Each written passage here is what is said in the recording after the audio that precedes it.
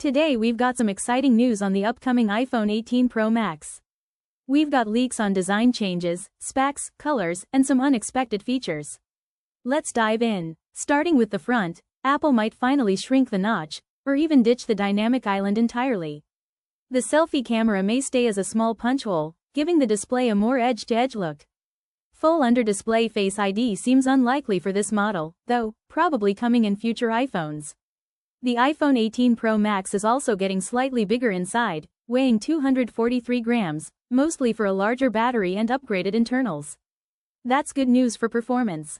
The entire lineup is expected to run on Apple's new A20 chip, with the Pro models getting the A20 Pro built on the 2nm process, which promises better efficiency, lower heat, and improved AI performance. Plus, all models may get 12GB of RAM, closing the gap between base and Pro models. On the camera side, the Pro Max looks impressive. Rumors suggest a 48MP main sensor, 48MP ultrawide, and a 64MP periscope lens with up to 10x optical zoom.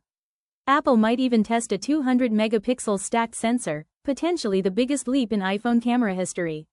AI-powered video features like enhanced HDR and faster image processing are also expected. Design-wise, Apple seems to be moving to a cleaner, unified look with matching frame and back glass, possibly dropping the frosted two-tone style. Color options under testing include deep burgundy, brown, and bold purple, though only one will make the final cut. Battery, storage, and connectivity also get upgrades, up to 5,200 mAh, faster wired and MagSafe charging, 5G, Wi-Fi 7, Bluetooth 6, and Apple's new C2 modem. Storage could go up to 2 TB for the Pro Max. Overall, the iPhone 18 series focuses on performance, battery life, and camera improvements.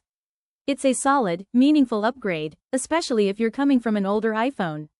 Launch is expected in September 2026, so stay tuned for more leaks and updates.